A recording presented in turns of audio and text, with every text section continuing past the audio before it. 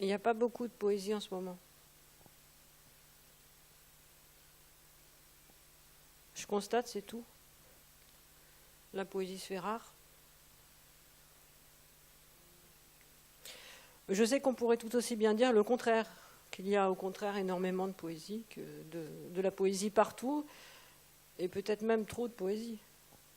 C'est une façon de voir qui correspond à un état d'esprit que je n'ai pas, de dire des choses positives dans ce langage performatif de la performance poétique. Une manière qui s'explique par le verre à moitié plein, qui ne fait de mal à personne, parce que dans n'importe quelle situation désespérée, il y a toujours cette positivité performative de la bonne forme culturelle.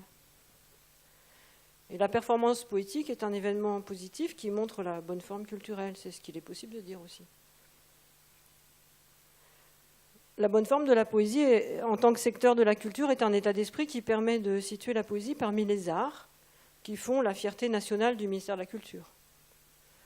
Alors là, on entre dans une série de considérations qui n'intéressent peut-être pas beaucoup les poètes, souvent très peu, souvent pas du tout, sauf quelques poètes, peut-être des poètes culturels, disons, qui font de la poésie culturelle, qui ont cette activité poétique, qui font de la poésie sur le plan culturel, parce que la poésie fait partie de la culture. Et tu as craché par terre. Tu as toussé, tu as recraché, tu as retoussé, tu as respiré et tu as dit. Ces poètes culturels sont impliqués auprès des publics de la culture dans le cadre d'événements culturels. Ils ont toute liberté d'expression dans le cadre de ces événements culturels organisés sur le territoire grâce à des financements non seulement publics, et tu as sorti ton mouchoir, mais aussi privés, et tu as soufflé dans ton mouchoir, ce qui rapproche les intérêts des sociétés privées et des intérêts de la poésie culturelle. Parce que les sociétés ont intérêt à soutenir la poésie culturelle. En général, c'est au printemps. Au printemps, les sociétés et le ministère de la Culture soutiennent la poésie culturelle parce que c'est pas grave. Et là, tu as essuyé le front avec le bras, on aurait dit un travailleur. On aurait dit quelqu'un qui construit, qui est en train de construire quelque chose avec sa force. Tu n'as jamais été un travailleur, mais ta façon de suer m'a fait penser aux gens qui travaillent, par exemple, dans la construction. Et tu n'as pas parlé de la construction ni des travailleurs, mais tu parlais des sociétés. Tu as dit les sociétés s'intéressent à la poésie en tant que bonne forme culturelle. Elles s'intéressent tant à la poésie qu'elles font du mécénat culturel. Le financement de la poésie culturelle par le mécénat est une libre entreprise parce que la poésie, c'est la liberté. J'ai dit, je ne sais pas. Si, c'est la liberté, tu as dit. À cause des petits oiseaux. La poésie, c'est les petits oiseaux. Et le mécénat culturel s'intéresse à la liberté de la poésie qui contribue au bonheur par les petits oiseaux. Parce que les sociétés ont besoin du bonheur des petits oiseaux de la poésie pour le bonheur du libéralisme. Et elles viennent chercher dans la poésie la liberté des oiseaux pour le bonheur de la liberté libérale. Et les sociétés ont besoin de signes du bonheur de type oiseau pour leur communication sur la liberté. C'est pas grave les oiseaux, si ? J'ai demandé. Et toi, si ? Les oiseaux, c'est grave, parce que ça a des effets. La production poétique d'oiseaux est une stratégie de communication d'entreprise qui a des effets sur la poésie et donc sur les gens. Parce que la poésie a des effets sur les gens. Figure-toi, t'as dit. Alors si la poésie est sponsorisée par les sociétés, ça a des effets sur les gens. Et si les oiseaux sont utilisés par les sociétés pour dire que c'est la poésie, pour dire ce que c'est que la poésie, oui, ça a des effets sur la poésie et sur les gens. Le quai était encore à l'ombre, le soleil venait sur l'eau, il y avait des canards qui sont aussi des oiseaux, mais ce n'était pas le sujet. Et tu te foutais bien des canards et tu ne voyais pas les canards ni rien. Dans cette ville, il y a des oiseaux, tu as dit. J'ai pensé, oui, évidemment, il y a des oiseaux dans cette ville, mais quand vous marchez sur le quai avec un poète et qu'il dit « dans cette ville, il y a des oiseaux », ça prend une résonance. J'ai pensé, ce poète déclame sur les oiseaux, mais tu n'étais pas dans la déclamation. Parce que tu as dit, je sais ce que tu penses qu'il y a des oiseaux dans cette ville. J'ai dit oui. Il y a des oiseaux, d'accord, je ne te parle pas des oiseaux. Tu as dit, il n'y a pas seulement des oiseaux, figure-toi. Ils ont mis des oiseaux dans le métro. Pas de la poésie pour les oiseaux, mais des oiseaux pour la poésie. Des oiseaux pour faire penser à la poésie. Et les gens dans le métro ne voient pas les oiseaux. Ils entendent les oiseaux qui sont diffusés. C'est l'idée culturelle de la Société privée des transports publics de diffuser des oiseaux. Une idée de mettre les oiseaux culturels dans la tête des gens, qu'on appelle des usagers, une idée qui succède à l'idée de leur dire de faire gaffe à leur portefeuille et de faire gaffe aux pauvres et en général, et de ne pas encourager la mendicité, et de dire en même temps « bienvenue sur nos lignes » et d'adoucir les mœurs avec de la musique. Et les oiseaux font partie d'une stratégie de diffusion culturelle de l'entreprise privée et des services publics. On nous fout des oiseaux et voilà, c'est la poésie. Moi, j'ai essayé de dire quelque chose. Moi, j'aime bien les oiseaux, par exemple des canards. Moi aussi, j'aime bien, tu as dit, mais c'était une façon de te débarrasser parce que tu ne voyais pas les canards et tu n'as pas cherché le rapport avec les canards. Ce sont des oiseaux qui nagent, il faut dire. On s'en fout un peu. Tu as dit, je sais ce que tu penses. Les canards. Je les vois.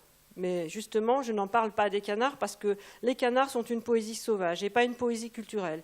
Et la sauvagerie fait peur. Pour les sociétés et pour le ministère, les canards font peur parce qu'ils manquent de culture.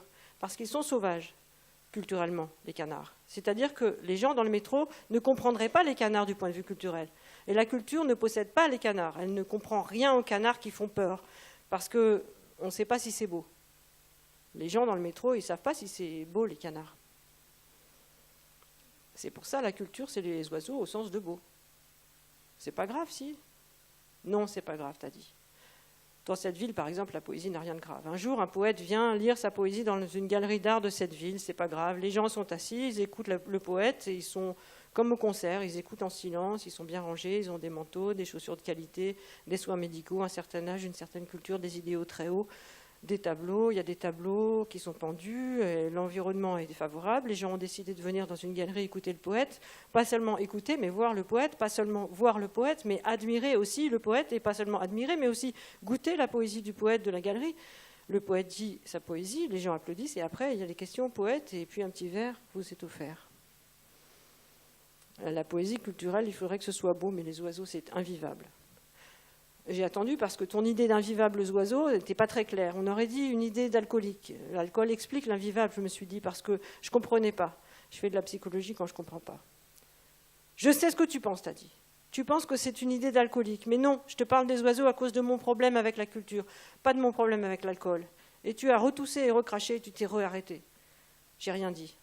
Tu m'as regardé comme si j'étais quelqu'un que tu ne connaissais pas et tu as dit « Les puissances ne peuvent pas s'approprier parce que sinon ces puissances meurent. » Les Indiens, par exemple, la puissance des Indiens, n'importe quelle puissance en réalité. Un jour, les canards perdront leur puissance comme les Indiens. Les canards sont une puissance menacée par la culture invivable. Et tu as dû t'asseoir.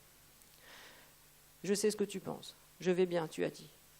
Après, tu as parlé de la poésie nationale et des poètes nationaux. Soudain, ce mot national a été fabriqué dans ta bouche et lancé dans l'air du printemps en plein sur les canards. Parce que cette culture est nationale, tu as dit. Cette culture nationale où nous sommes est en train de se resserrer autour des poètes pour qu'ils ne parlent que des oiseaux nationaux. Les poètes culturels acceptent le cadre des oiseaux nationaux et ils espèrent grimper les échelons pour devenir des poètes d'envergure nationale qui écrivent de la poésie dans la langue nationale. La langue nationale poétique, tu as rigolé. Et ton rire t'a fait tousser, tu as finalement toussé sans rigoler. Ces poètes d'envergure s'envolent vers la gloire nationale. Ils ont pris les courants ascendants, ils planent et tournent tout là-haut pour la nation. Les poètes nationaux échappent à la gravité par leur envergure et peuvent donc se foutre de pas mal de choses. Les poètes d'envergure nationale ne parlent finalement que des oiseaux si beaux dont la nation s'honore, mais tous les poètes dont s'honore la nation sont des poètes morts. Soit déjà morts. Je connais des poètes qui sont déjà morts. Il est difficile de rester vivant parce que la nation bousille la poésie d'une manière ou d'une autre. Soit en asservissant les gens, les poètes, soit en asservissant directement la poésie parce que les valeurs nationales n'ont aucune valeur poétique, parce que les idées nationales ne supportent pas les idées poétiques, parce que toutes les idées nationales sont des idées hostiles à la poésie, parce que la poésie ne peut pas être une idée nationale et que les idées nationales ne peuvent pas le supporter, parce que la nation n'aime pas que l'histoire lui échappe et donc la liberté dans l'histoire et confisque la liberté des canards dans l'histoire. Pour cette raison historique, la nation bousille les canards ou directement la poésie. La nation glorifie la poésie et bousille les canards. La nation veut s'approprier la poésie, mais dès qu'elle s'approprie la poésie meurt par les canards. Chaque ministre de la culture qui cite un poète fait mourir un canard. Comme tu disais plus rien, j'ai pensé que tu avais fini. Mais tu as dit, plus tard, 1 heure plus tard, mais la puissance, tu vois, ce que je me dis. La puissance est dans le silence des Indiens.